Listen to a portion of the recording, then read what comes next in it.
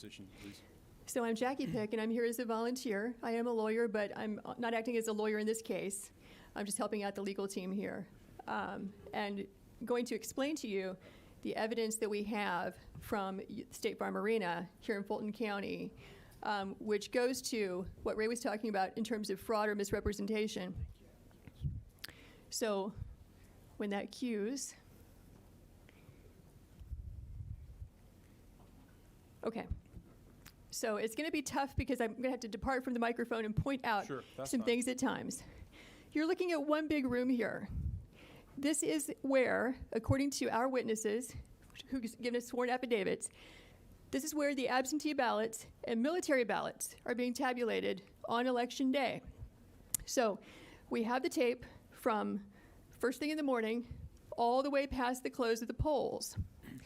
What you have is essentially two Republican field organizers who were sent here to be observers.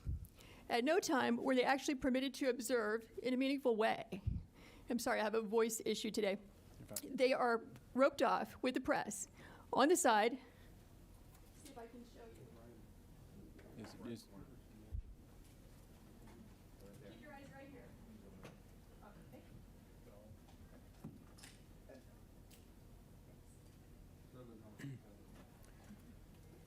Tell you what you could do to help us out so that everyone can hear who's live streaming. If you would tell us what you're going to point to and then go point to it. Okay. All right. So now what will happen is these frames can move around. So this can get a little confusing, but I'll make sure to make it clear. We have two observers there that are going to show up, not at this point, this is in the morning, as you can see the daylight. They're going to get there at about 8 o'clock to watch the tabulation of absentee and military ballots. But according to their affidavits, at about 10 o'clock, there was one person working the polls who told everyone in the room to leave on the basis they were going to stop counting and return at 8:30 in the morning. So if I can get the frame for approximately 10 o'clock or 10:20-ish. 10 p.m. Okay. Yes. We'll have to come back to the morning for a different reason in just a second.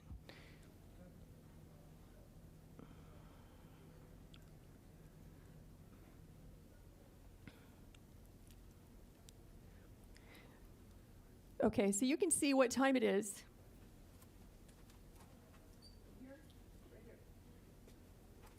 So we're at about 10 o'clock.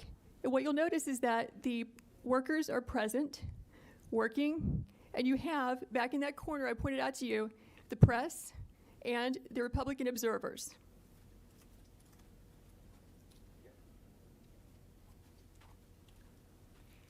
So according to the witnesses, the Republican observers, there is a lady who has blonde braids who comes out to announce we're going to stop counting.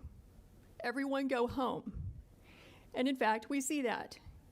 What happens is everyone clears out, including the Republican observers and the press, but 4 people stay behind and continue counting and tabulating well into the night from that point, which is going to be about 10:25 when they all clear out, or 10:30. And they will continue counting unobserved, unsupervised, not in public view as your statute requires, until about 1 in the morning. The reason we know this is because when our Republican observers were forced to leave, they went to the Central Tabulation Center and they got word from a news crew that in fact counting had continued. They have information that not everybody left according to plan, and some people stayed behind.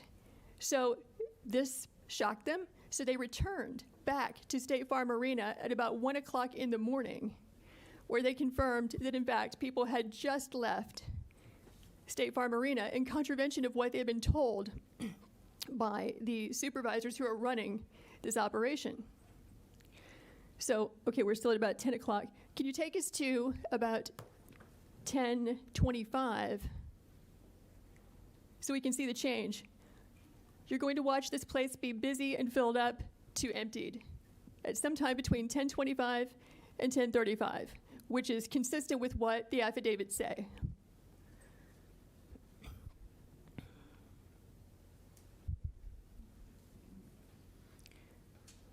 Okay, so 1025, they're still there. Let's go to 1035.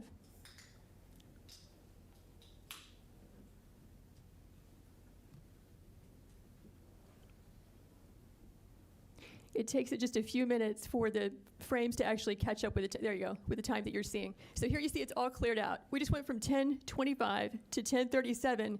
The place is a ghost town. This is where the people were vacated and told, go home, come back at 8:30. We will now stop working and stop counting. But notice who stays behind. You have 4 people, consistent with our affidavits, who stayed behind. And so you'll see the lady in purple. You'll see 2 women in yellow in the back, which is where the scanners are there at the top right frame.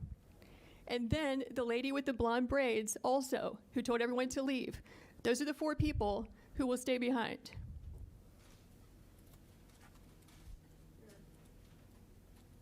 Those 2. Okay. Observer's still there. So the Republican observers said they were the last people to leave State Farm Arena, along with the Fox News crew, accepting those 4 people. So what you're going to see, look at the ladies in yellow. You'll see that they will begin just sitting still, doing nothing, ostensibly not working, because after all, they said they're going to stop counting. They will wait until the witnesses over there in that roped off area, the press and the observers, leave the room. Then you'll see them move into action and begin scanning ballots.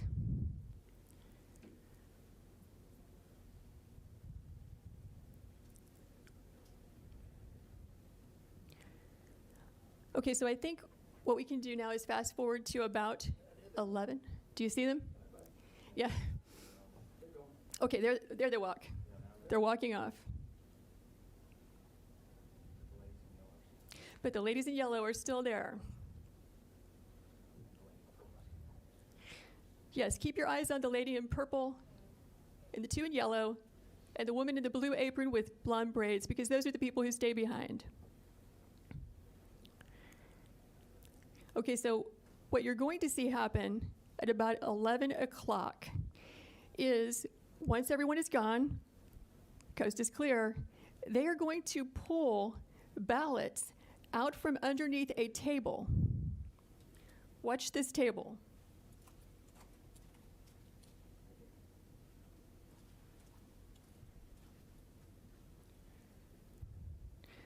So actually this will take a few minutes, but we did not know when we first watched this, okay, is it normal to store suitcases of ballots under a table, under a tablecloth? Is that how they run the place? Maybe this is what they've been doing all day. Maybe this is what they're doing under all the tables. So we went back and watched the video as a team of us. We don't see that. What we see is typically you're going to find ballots, back in this corner, or coming in through a door, and then they get moved and circulated throughout the room. And it can get a little confusing because they have these black containers of ballots. They have the U.S. Postal Service containers. But what we were trying to do when we determined that there were ballots being pulled out from underneath this table is, what was the chain of custody? Where did they come from? Who put them there? When did they put them there? We only reviewed this at about 1 in the morning last night for a couple of hours, so we're going to need about 14 hours to watch it carefully because we fast-forwarded through it several times and could not find that particular frame, but here's what we can tell you for sure. At about 8 o'clock in the morning, and we're going to roll this back and show it to you. There you go. So now they're going to start pulling these ballots out from under this table. This table, the black one, was placed there by the lady with the blonde braids at about 8:22 a.m. in the morning. So she put that table there. So the same person who's staying behind now, the same person who cleared the place out under the pretense that we're going to stop counting, is the person who put the table there at 8:22 in the morning. Yeah, I saw 4 suitcases come out from underneath the table.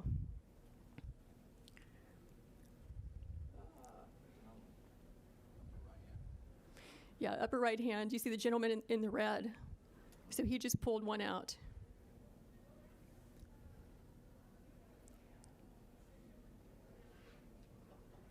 So what are these ballots doing there, separate from all the other ballots? And why are they only counting them whenever the place is cleared out with no witnesses? Is the question. So these machines can process about 3,000 ballots an hour. You have multiple machines there, and they're there for 2 hours. So you do the math. How many ballots went through those machines in those 2 hours when there was no one there to supervise, to be present, consistent with your statutes and rules, to supervise the tabulation? We believe that could easily be, and probably is certainly, beyond the margin of victory in this race. Because if it's only 3 scanners working for 2 hours, right, that's 18,000 ballots that went through.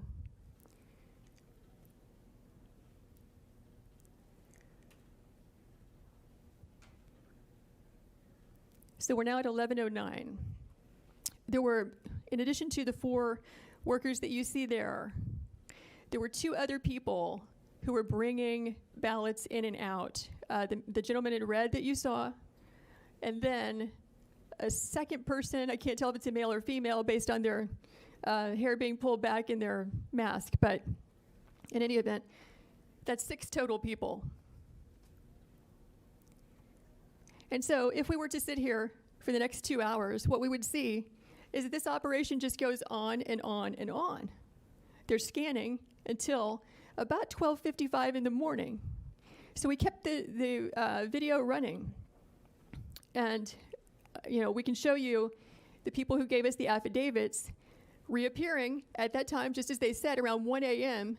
to find out, are they in fact counting after they told us they would stop working or not? And we will fast forward to that. But have you all seen as much as you'd like to see of what's happening here? I think so. I think you basically get the idea. Unless any member wants to see more. Or you have any questions? No, let's go ahead. Okay. So let's fast forward to about 12:55 in the morning.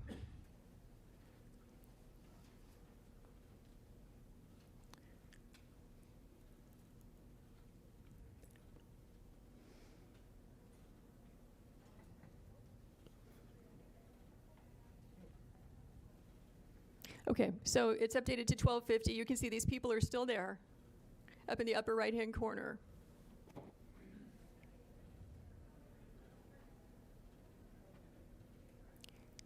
Basically, they've wrapped up. This is the end of their operation. They've now completed about 2 hours of unsupervised tabulation of ballots. So now you're going to watch them leave. And let's fast forward to, let's go to 1:30. I think it's between 1:30 and 1:45 is when our 2 witnesses come back. They had to fight through security to get in there, but they did.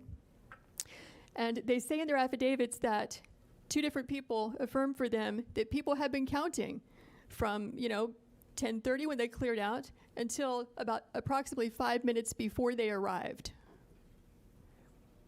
And they have the names of those people who told them that. Okay, now we're looking at, 1:42 in the morning.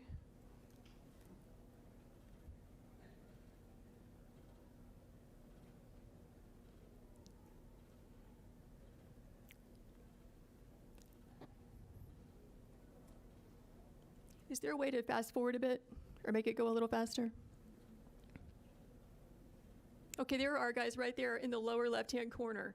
So they've now returned to State Farm Arena, having heard from the press that they had continued counting because they wanted to see for themselves if that was really happening, which was a complete contradiction to what they had been told by at least one person from Fulton County who's an employee and spokesperson, and also the lady in the blonde braids we spoke about earlier.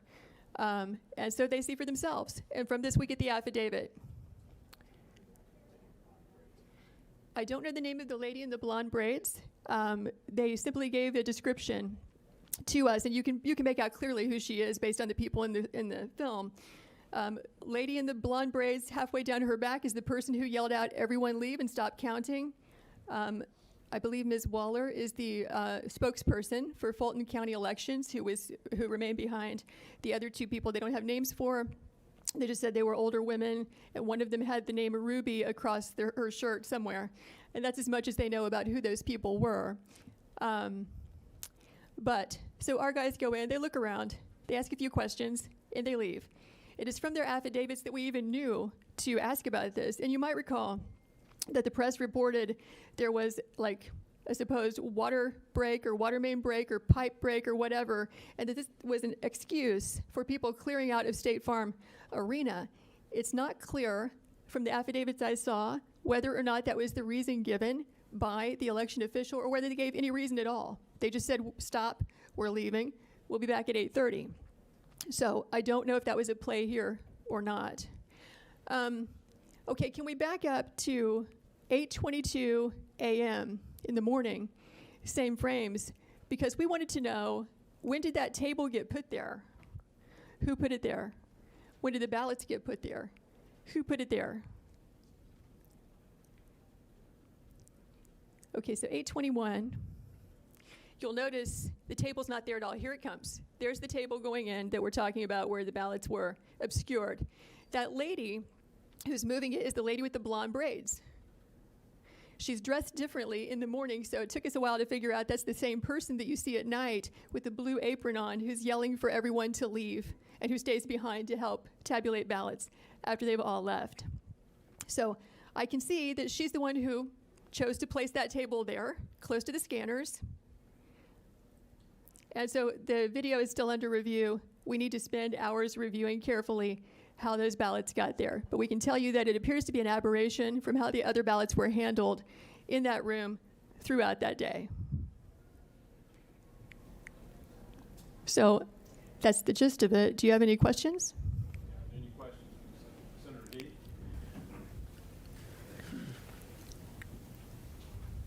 Fulton County Chairman Rob Pitts testified in a committee earlier today that the water break occurred at 6:07 a.m. and was repaired by 12:07 a.m. 8:07, 2 hours, 6:07 until 8:07, and that the water main break did not disrupt the work of the whole room. That his example was that if we were counting ballots working in here and the water main break was in the back, or the leak, that we would just simply move out of the way of the leak. But he testified this morning that the leak occurred at 6:07 and was repaired by 8:07 a.m. From what I'm seeing here, I don't see anybody moving around to avoid a leak. No. He did state that the leak was greatly exaggerated and that it was not like wiped out the whole place, but I just thought that might be. What's that? I mean, the water leak, according to the commission chairman, was at 6:07 a.m. I'm told that we have a video that it was a toilet leak and not a water main break. But Nope. I know that Mr. Pitt's name was mentioned in one of our affidavits, and our witness says that he was physically present in this room clear up until everyone was made to leave. So presumably, if he was in the room at the time, they made the announcement he would be a witness to that. He was one of the last to leave, but he did leave in front of our witnesses, before our witnesses.